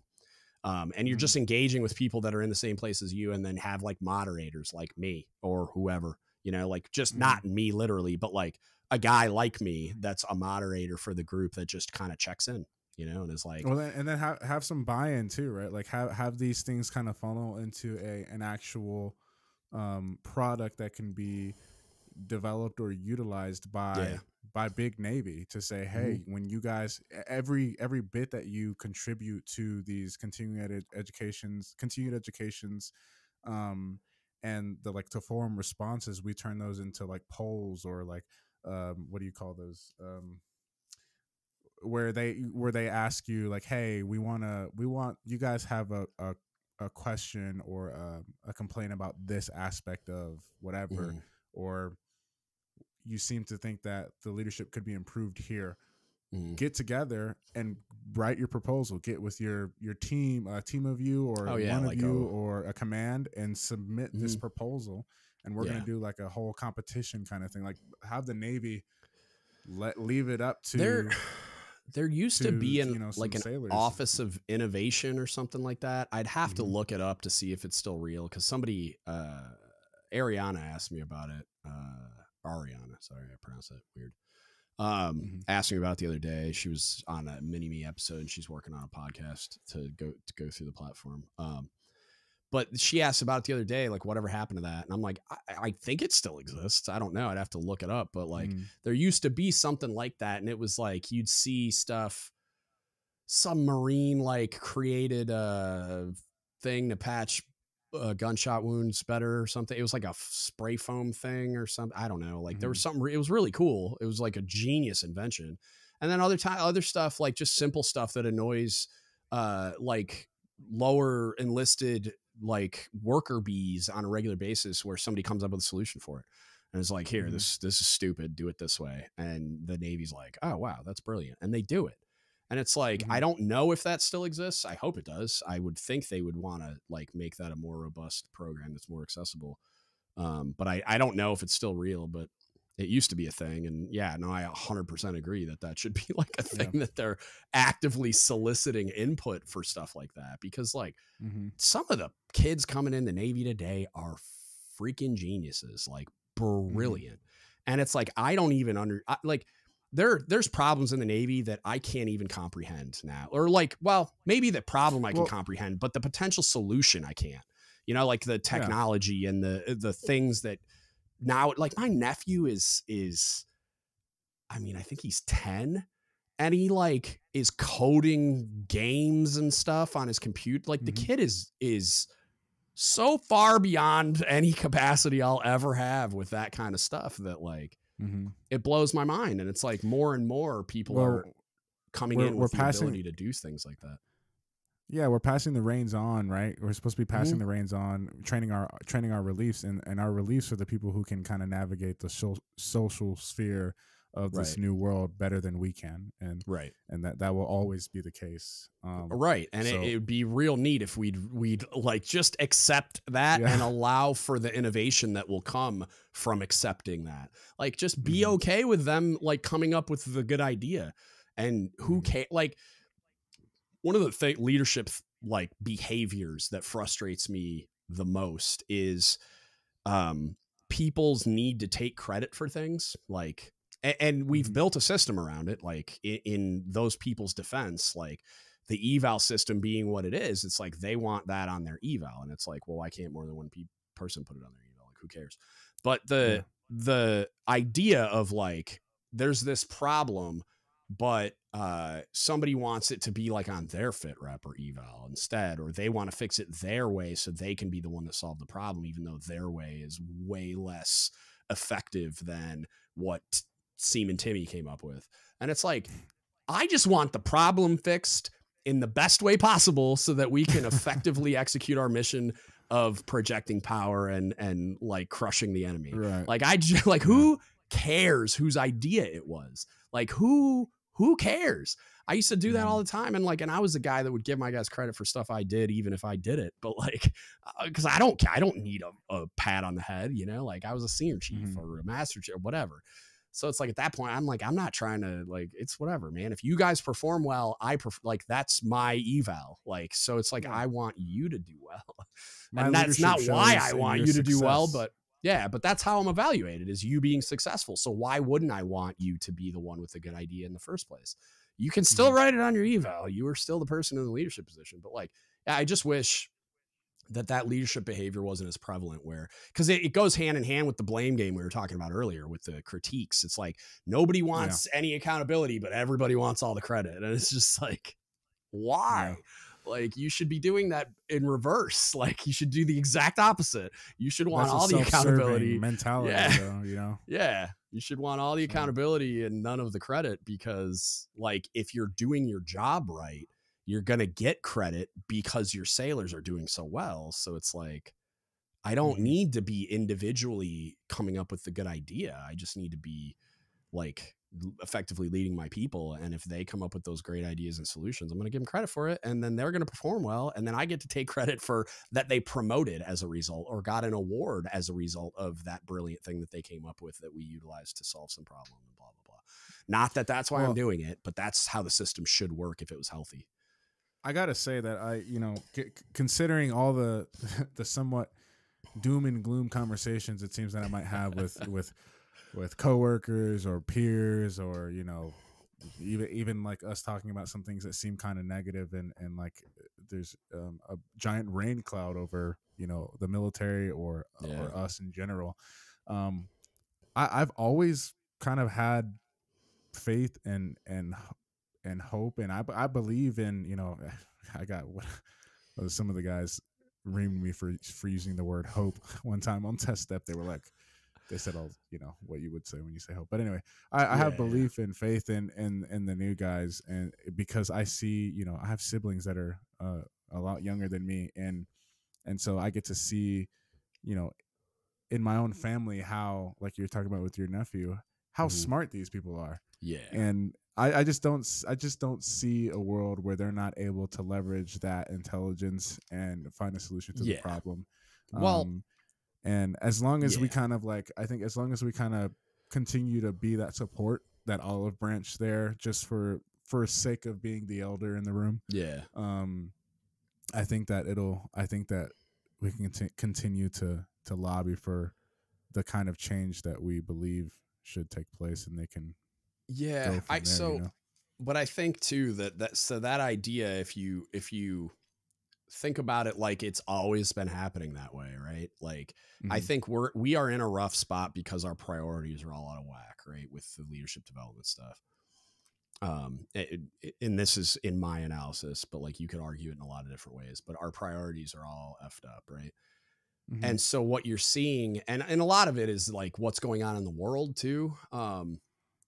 But you would think that in a time where there's some economic like strife, you'd think enlistment numbers would go up naturally because it's very stable, guaranteed job, income, whatever. Like you're not going to get laid off from the military, like generally. I mean, sometimes you get programs like Perform to Serve and Seaway that like scale down the force, but generally, if you're trying to fog the mirror, well, like you're going to be fine. Right. But what's happening right now is recruitment and retention is in the toilet and the economy's in rough shape, sort of, like in certain ways. So you would, I'm troubled by that, but like, I'm not willing to like say it's like an existential crisis quite yet because of exactly what you just said is like it takes a long time to breed the old way out of the system, right? Like, because if you think about how long it takes to get to the nosebleed seats of the military, like to get to MCPON and CNO or CNP and fleet and all that kind of stuff, the policymakers, right? Or even like the civilian leadership at like SecNav level and stuff, like those aren't young people. Mm-hmm. Like there are staffers that are young, but like to actually get to that level, it takes a long time. So you're getting like older people with different just generational concepts and context and experiences and belief systems and whatever. So in order for people that think the way I think, or that you think, or that whoever that thinks the similar or same way that we do, or is on the same wavelength, is probably a better way of saying it. It's like, you gotta wait. Cause like I retired almost a year ago at 21 years. Most MCPONs have like close to 40 years in the military. So it's like, you got to wait. Like it takes a long time to get to that position. And so by the time they get there, they're already like 3-4 generations behind the curve. And so it's like, and to get a mind that's open enough to reach back and try to interface with not 1, not 2, not 3 generations behind, but like 4 or 5 generations behind, it's tough. And I think you're just barely starting to see it with the MCPON AMA was encouraging, but I don't think you're going to see him do a lot more of that stuff. I don't think he liked it. And I don't think it definitely wasn't his idea. You know what I mean? That got fed to him. And I did a podcast with the dude that helped to make it happen via some other people at the Surface Navy Association, like gathering. But like, I don't think you're going to see him do a lot of that stuff.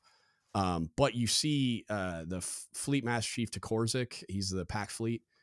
He's got every Friday he puts out a podcast where he's got this, like he's talking about leadership and mentoring sailors and all, like his belief system and all this kind of stuff. The young lady that I have doing Seeds of Triumph, it's a mental health podcast I put out through my platform.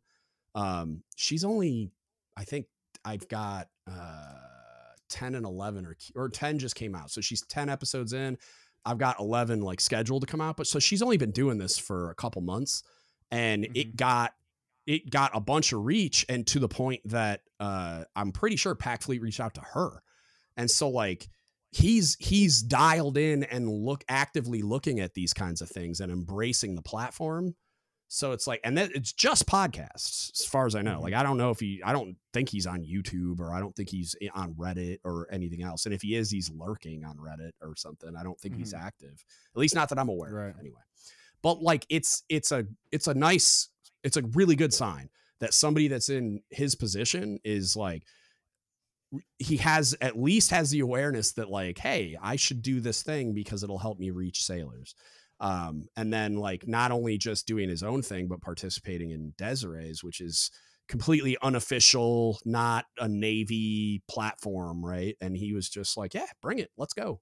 And they did it in his office. Like she walked in there with her microphone and everything, and they did it in his office. So like that he was willing to do that and actively like engaged her to do that. Like, and maybe it was one of like his aide like made the connection, but that he was willing to do it and that he did it. And that, like, I haven't listened to it yet, to be fair, but like I'm gonna, it's a great sign. But you're just like, think about how long podcasts have been around. I've been doing mine for 7 years, and like the Joe Rogan Experience was big back then. So it's like, think about how long this platform's been around, and they're just starting to make a meaningful entry into the like little like toe in the water entries to certain spaces on the internet where sailors are engaging. Right.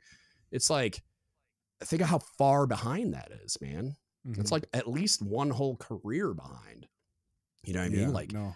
20 years ago, there were no podcasts, you know, like maybe, Yeah. I don't know, maybe they're 20 years old at this point, but you know what I mean? Like they're not super willing to try to keep up, but you're starting to see some of these guys leadership competence reach a level where they are willing to reach back, even though they're not reaching all the way back, you know, like they're trying to reach back and leverage platforms that sailors are engaging in, even if it's primarily like senior sailors. I would say like people engaging with podcasts are generally like E5 and above.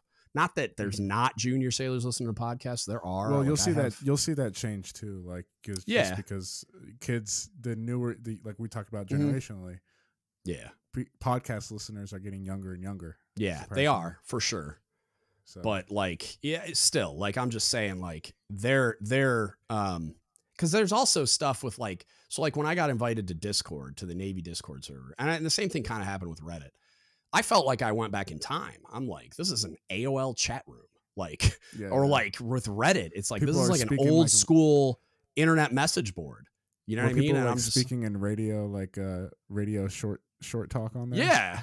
Yeah. And I'm like, well, no, like on there is some like slang and abbreviations and stuff that I don't keep up with very well, but they're cool about it when I ask, because they know that I'm an old master chief that, they know who I am and where I'm at in life. So they're cool with like educating me because they love that I'm willing to participate in their thing. And so like when I got invited in there, I was just like confused. I was like, what is this? Like, why are people engaging with this? Like, it was bizarre because to me, in my mind, we've evolved past this. But for some reason, junior people are engaging in forums like Discord and Reddit. So I'm just like, all right, like, I guess I'll try to figure it out. And they're real cool about educating me when I need help with it, and helping me out just generally, especially with the podcast stuff. But even like, I think if somebody like McPon or, you know, and maybe not this McPon, but like the next one or something, which I really hope is Tokorzik, and then like the fleets or forces or whoever, like if you want to reach sailors where they are, you got to figure out where they are. And it's like, when I started doing the podcast, then I got invited to Reddit, and then I started putting stuff out on Reddit, and then I got invited to Discord, and then I started putting out stuff on Discord. So then it's like, it just kind of like the tendrils just started growing out into everywhere. And I'm growing the reach because that's where they're spending their time. And it's like, you know, and they're all over TikTok, and I'm not there, and I'm, you know, like sad panda about it a little bit, but I don't think it's going to happen just because I'm creeped out by the technology. But, you know, it is what it is. Ariana's apparently posting stuff for me. So like, I'm like, hey, like, I mean, maybe some of my stuff's making it around TikTok. I don't know. But yeah, it's like, I think it just takes a long time to for like the people in those types of leadership positions to like grow into it. And I really wish that they would do more. They had Grant Kahn in this, some type of a social media job that like where, and I don't know if it was just, I think it might've just been for the recruiting community, but at one point he took over the official Navy Instagram account. So I think it was for like the whole Navy. But then he got medically retired and stuff. So like but I mean, they should have just hired him back as a civilian, but be a consultant. Like he was hired into some job where it kind of looked like they were going to start like putting people in those jobs, or like creating jobs and hiring people that get it and letting them kind of run that part and advise the old heads that don't get it. And just be like, look, just trust me, sit down here, talk at the camera. I'll take care of the rest. You know what I mean? Like, I don't need you to understand what's happening here. I just need you to do your thing in front of this camera, and like, we'll help curate the way you do the thing. But then I'll take care of making it get to the people that you're targeting, you know? And instead they're still just like flying around the Navy, doing all hands calls and publishing stuff in publications no one reads. And like, well, I gotta believe that's either changing now, or will be very soon. I hope so. They're you're gonna... the Lieutenant Travis, the one you mentioned before we recorded, where I did that podcast with her recently, the Chop Fluencer one. She mentioned there's a CHINFO, which is like the Chief of Information or something. I don't know. It's probably like the PAO command or something. Yeah. I don't know much about it, but like CHINFO is running a program called, and it's Navy Digital Ambassadors. And they basically went and got like people like her that are active on social media platforms and have big followings, and they like what they're doing. And they're like endorsing them as like, you're an official Navy digital ambassador. And basically they just want them to get the word out on certain things, but they're not like, this is what she told me. They're not like telling them like, you have to say this or you can't say that, or like they want them to communicate it the way that they would communicate it, and say like, call it like they see it, but use their reach to get it out. Because like, I don't know how the official Navy, like if you have like an official Navy Instagram, like how you're going to get the message out in a meaningful way. Like that account's never going to have the reach that like Lieutenant Travis does, or that I do, or and like my reach isn't like, I would her account's insane, but like there's a bunch of people that have huge followings. Go ahead. Sorry. I would argue though that being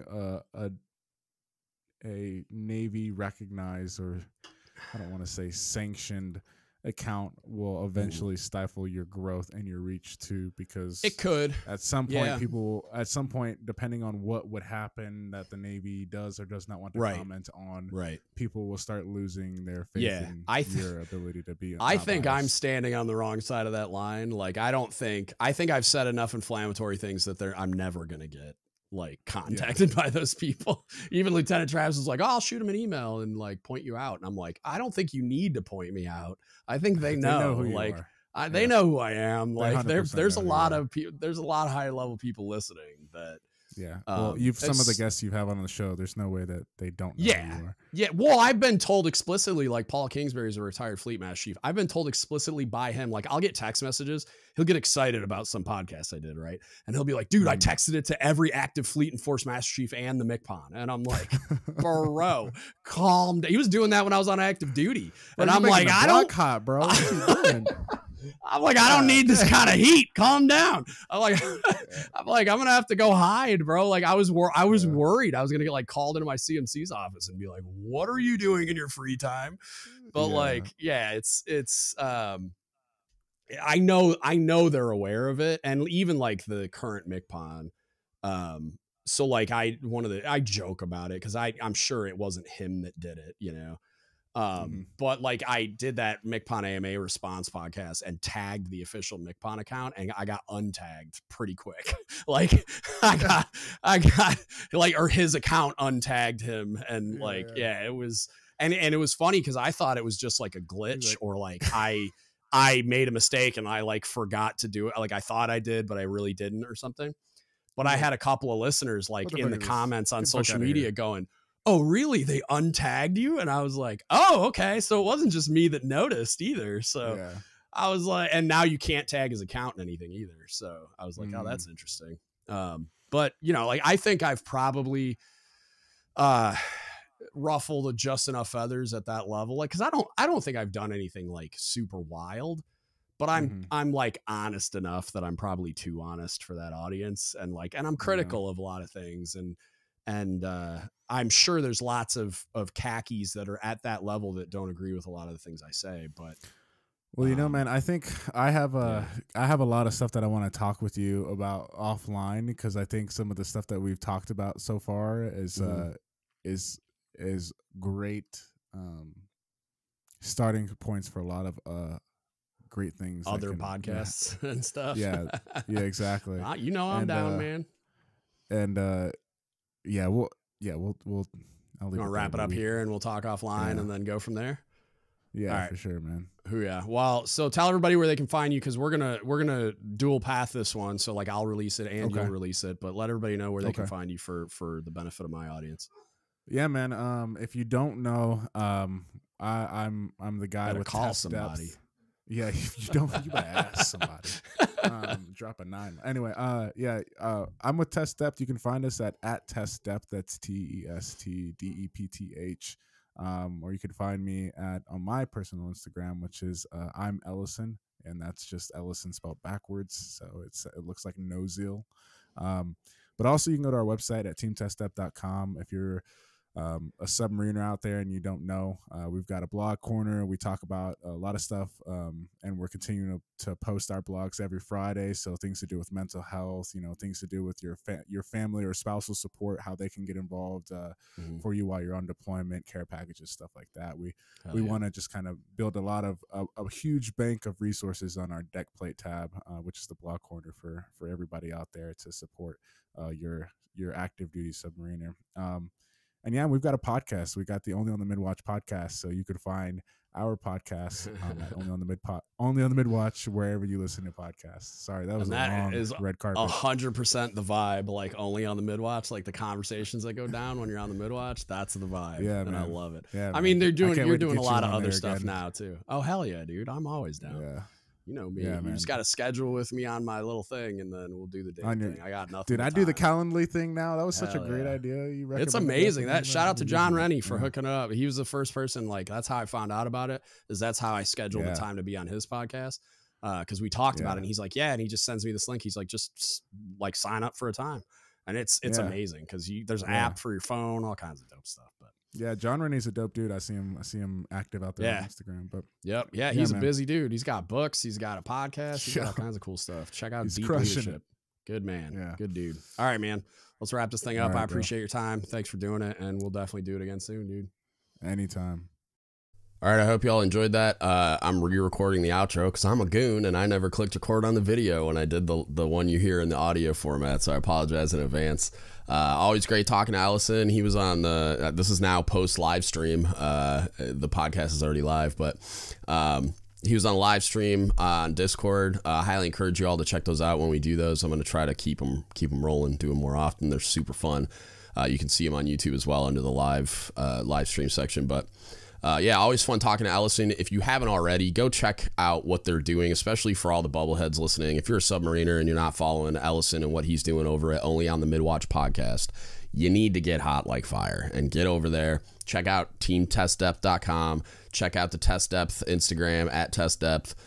Check out what they're doing with Only on the Midwatch. He's trying to do something very cool, and I think there's a lane for it. I think there's a demand for it, like a submarine community, like you see what the dudes over at Sailors and Sticks are doing. They're affiliated. There's a lot of desire for a community, and it's kind of interesting to me that there's not more of like an online presence for submarining in that niche. And I think what Ellison's trying to do is incredible. So go check those dudes out. Support him over at teamtestdepth.com and Only on the Midwatch podcast. As always, if you need anything from us, hit us up. Don't give up the ship podcast at gmail.com. You can Facebook message us. Don't give up the ship podcast. You can DM us on Instagram, Reddit, Facebook, Discord, all the things at dgutspodcast. I think I said Facebook already. Sorry, I'm still under the weather, so my brain is operating at half speed at best. If you want to support us, you can go to dgutspodcast.com. There's a donate button on the website, or you can go to Don't Give Up the Ship Apparel. It's dgutspodcast.com. Get yourself some Naval Pride and Heritage gear you'll actually wear in public. Some new stuff coming soon. I'm working on it. I keep getting smacked down by the gods, like with this sickness and some other crap. So I'm working on it. And then the best way to support us is patreon.com/dgutspodcast. Pick one of the 5 tiers. Really appreciate it. A bunch of cool benefits. It helps us do everything from paying the bills to expanding the platform. I am not taking a paycheck. Someday I hope to, but like not yet. Like right now we're just paying the bills, growing the platform. And that's what enables us to do that best. And then if you can't afford to spend any money, but you still want to support us, you can like, review, subscribe, share the content on all the platforms for all the things. You just subscribe, review, like, share, tag your friends, subscribe on YouTube, like share the podcast, whatever, anything you can do. Just tell people about it, word of mouth. All the things help. And that all of those things, just the word of mouth, organic spread of the content, doesn't cost you a dime. Just share the videos, share the podcast, tag your friends in it, direct people to it. We really, really appreciate your support.